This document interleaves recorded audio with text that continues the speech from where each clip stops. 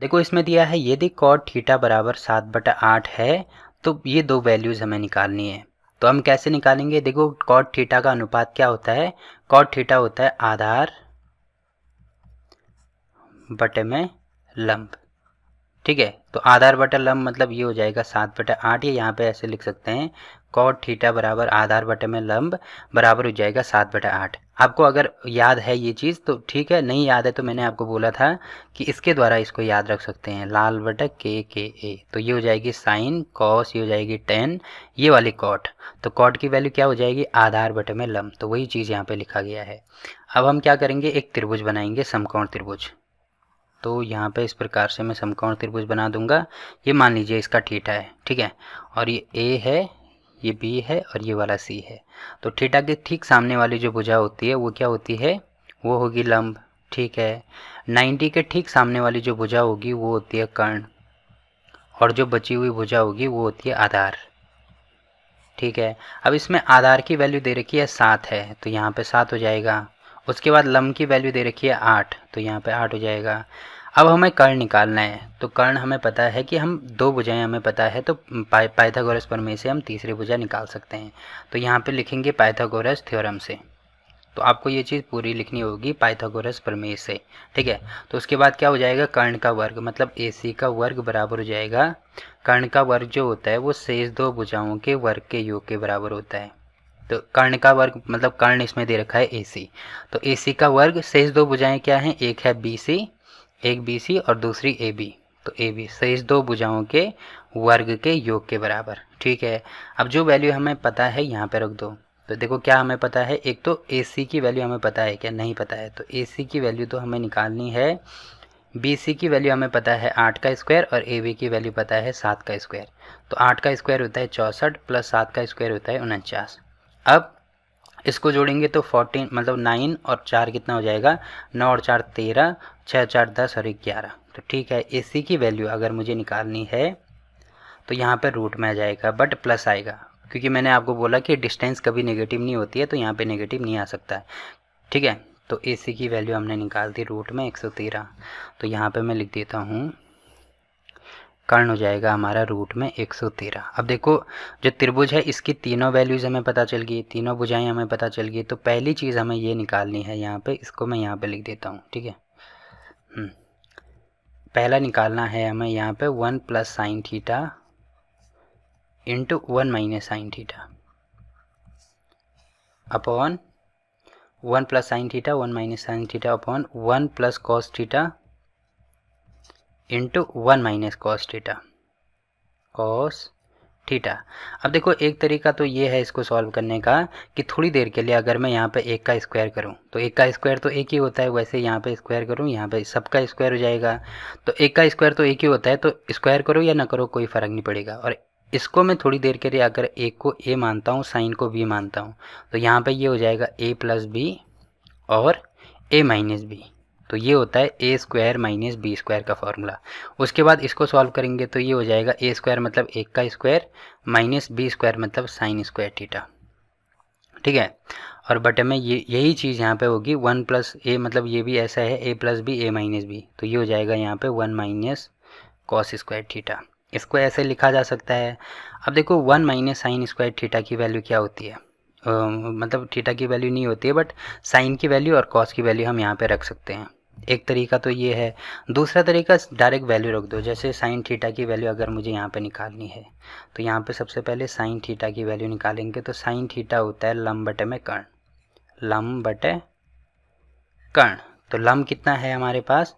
देखो लंब है हमारे पास 8, ठीक है, और कर्ण कितना है? कर्ण है 13, तो ये हो जाएगा रूट में 113। वैसे ही कॉस थीटा अगर मुझे निकालना है तो कॉस थीटा होता है आधार बटे में कर्ण। तो आधार है हमारे पास 7 और कर्ण है रूट 113।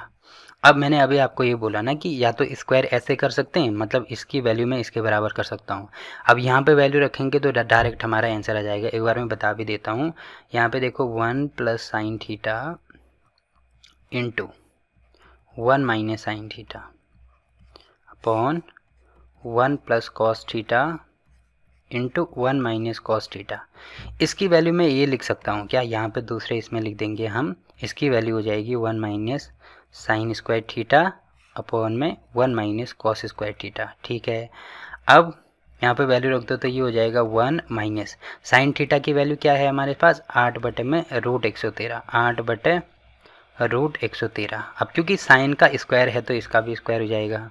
ठीक है, या इसको ऐसे समझ सकते हैं कि स्क्वायर चाहे यहाँ पे हो या इसका होल स्क्वायर। देखो अगर मैं ये ऐसे लिखता हूँ साइन स्क्वायर थीटा, तो इसको ऐसे भी लिखा जा सकता है साइन थीटा का होल स्क्वायर। ये लिखो या ये लिखो एक ही बात है।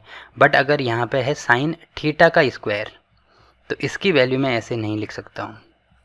ठीक है, ये आपको ध्यान रखना है। देखो ये एंगल होता है तो इसका इससे कोई मतलब नहीं है, ये एंगल अलग से एंगल है, तो इसका मतलब ये स्क्वायर जो है वो एंगल का है। बट अगर साइन के साथ में स्क्वायर आ रहा है तो इसका मतलब हम पूरे का स्क्वायर कर सकते हैं, इसको आपको ध्यान रखना है।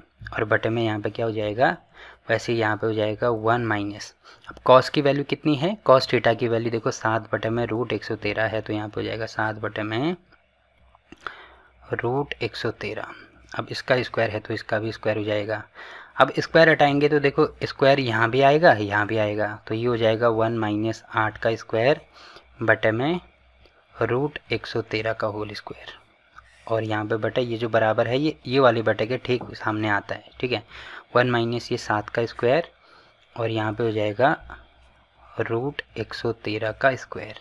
अब स्क्वायर से रूट कैंसिल, यहाँ पे भी स्क्वायर से रूट कैंसिल, तो यहाँ पे हो जाएगा 1 माइनस 8 का स्क्वायर होगा 64 बटे में 113 और बटे यहाँ पे हो जाएगा 1 माइनस 7 का स्क्वायर 49 और बटे में 113। ठीक है, अब यहाँ पे एलसीएम लेंगे तो यहाँ पे बटे में कुछ नहीं है तो 1 मानते हैं। ठीक है, तो 113 इसका एलसीएम आ जाएगा, तो 113 से यहाँ भी गुणा होगा, यहाँ भी गुणा होगा, वैसे ही 113 से यहाँ भी गुणा और यहाँ भी गुणा। तो यहाँ पे तो आ रहा है ये बटे में 113 इंटू 113 माइनस 64 और इसके बटे में यहाँ पे आ रहा है ये 113 माइनस 49 अपॉन में 113। ठीक है, अब आप यहाँ पे देखेंगे जो सबसे नीचे वाली वैल्यू होती है ना वो सबसे ऊपर जाती है। ठीक है, इसमें 1 और 3 का अनुपात फॉलो होता है, मतलब 1 को छोड़ के ये वाले, जैसे 1 दूसरे को छोड़ेंगे तीसरा, तो 1 और 3 ये हो जाएगा।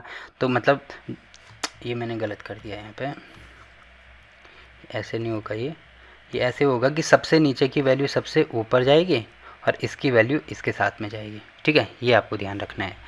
तो अब यहाँ पे मैं इसको लिख सकता हूँ, पहले इसको माइनस कर दो, तो 13 में से 4 माइनस करेंगे, यहाँ पे होगा 9 और फिर यहाँ पे कितना बचा, यहाँ पे 10 बचा ना, तो 10 में से 6 माइनस करेंगे, यहाँ पे हो जाएगा 4। ठीक है, अब बटे में यहाँ पे क्या होगा 113 इंटू सबसे नीचे वाली वैल्यू सबसे ऊपर चलेगी, या ऐसे समझ सकते हैं ये जो नीचे वाली वैल्यू है इसका उल्टा हो जाता है, तो 113 बाद में था तो यहाँ पे पहले आ गया। अब इसमें से ये माइनस करेंगे तो यहाँ पे देखो 13 में से 9 माइनस करेंगे तो यहाँ पे हो जाएगा 4, फिर 10 में से 4 माइनस करेंगे तो यहाँ पे हो जाएगा 6।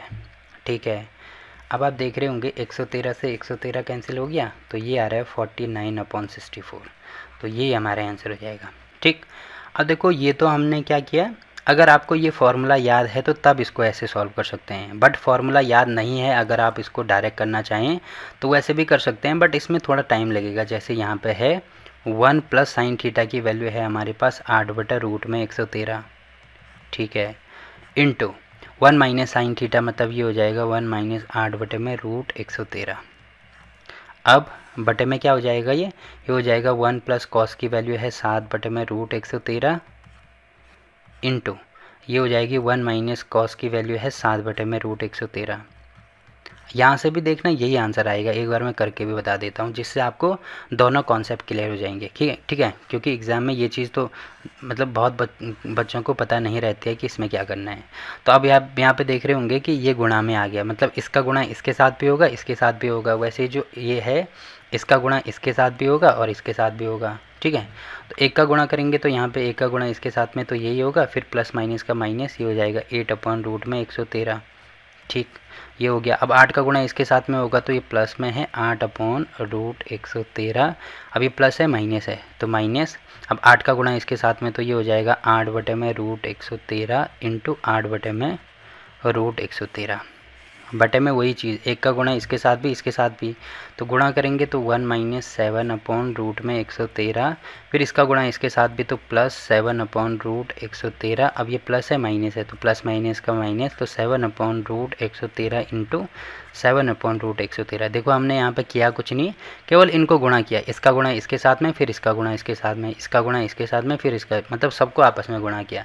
अब देखो ये प्लस में आ रहा है, ये माइनस में आ रहा है, दोनों वैल्यू सेम है तो ये आपस में कैंसिल हो जाएंगे। वैसे ही ये दोनों वैल्यू सेम है तो ये भी आपस में कैंसिल हो जाएंगे। ठीक है, यहाँ पे क्या बच रहा है 1 - 8 का स्क्वायर, तो ये था 8 गुणा 8 मतलब ये होगा 64। अब देखो ये आ रहा है रूट 113 इंटू रूट 113, तो दो रूट अगर हैं और वैल्यू अगर सेम है तो इसका मतलब एक आएगा ना। जैसे इसका मतलब ये होता है कि बड़ा वाला रूट लगा दो और 113 गुणा 113 ये हो जाएगा। अब क्या होता है कि दो नंबर के बदले, मतलब दो का अगर पेयर बन रहा है तो एक पेयर बाहर आता है, ये चीज़ आपने पढ़ी होगी। तो इसका मतलब यहाँ पे मैं डायरेक्ट बटे में 113 लिख सकता हूँ। ठीक है, अब यहाँ पे क्या हो जाएगा, यहाँ पे भी सेम टू सेम 1 - 7 गुणा 7 तो ये हो जाएगा 49 अपॉन 113। तो वही चीज़ आ रही है ना जो हमने पहले किया था, तो ये हो जाएगा 113 - 64 अपॉन 113 - 49। यहाँ पे मैंने डायरेक्ट इससे ये कैंसिल कर दिया, या इतना स्टेप आपकी समझ में नहीं आएगा तो मैं बता देता हूँ। ये हो जाएगा यहाँ पे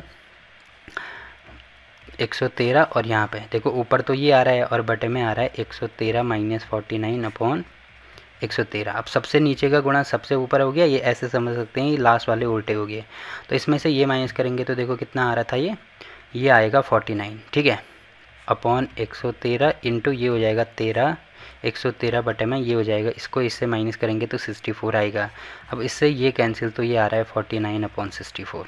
देखो यहाँ से भी वही आंसर आ रहा है, 49 अपॉन 64, यहाँ से भी वही आंसर आ रहा है। ठीक है, तो आप इसको कहीं से भी सॉल्व कर सकते हैं, एक ही आंसर आएगा। देखो एक तो हमने इसमें सॉल्व कर दिया, अब दूसरा पार्ट इसका क्या दे रखा है, मुझे कॉट थीटा का स्क्वायर निकालना है। तो कॉट थीटा की वैल्यू तो हमें यहाँ पे पता है ना, कॉट थीटा की वैल्यू कितनी है, चूँकि हमें पता है कॉट थीटा बराबर 7/8। तो इसका स्क्वायर निकालना है, मतलब यहाँ भी स्क्वायर करेंगे, यहाँ भी स्क्वायर करेंगे, तो ये हो जाएगा कॉट स्क्वायर थीटा बराबर 7 का भी स्क्वायर होगा और 8 का भी स्क्वायर होगा। तो 7 का स्क्वायर होता है 49, 8 का स्क्वायर होता है 64। तो ये हमारा इसका दूसरे पार्ट का आंसर हो गया। ठीक है, तो देखो क्वेश्चन नंबर 7 भी यहाँ पे कंप्लीट हो गया। और क्लास 10th के सभी चैप्टर की वीडियो आपको नीचे डिस्क्रिप्शन में मिल जाएगी, तो वहाँ पे जाके आप किसी भी चैप्टर की कोई सी भी वीडियो देख सकते हैं। ठीक, तो फिलहाल के लिए इस वीडियो में इतना ही। वीडियो अच्छा लगा तो वीडियो को लाइक कीजिए, शेयर कीजिए अपने दोस्तों के साथ और चैनल को सब्सक्राइब करना ना भूलें। तो मिलते हैं आपसे एक और नई वीडियो में, तब तक के लिए बाय बाय।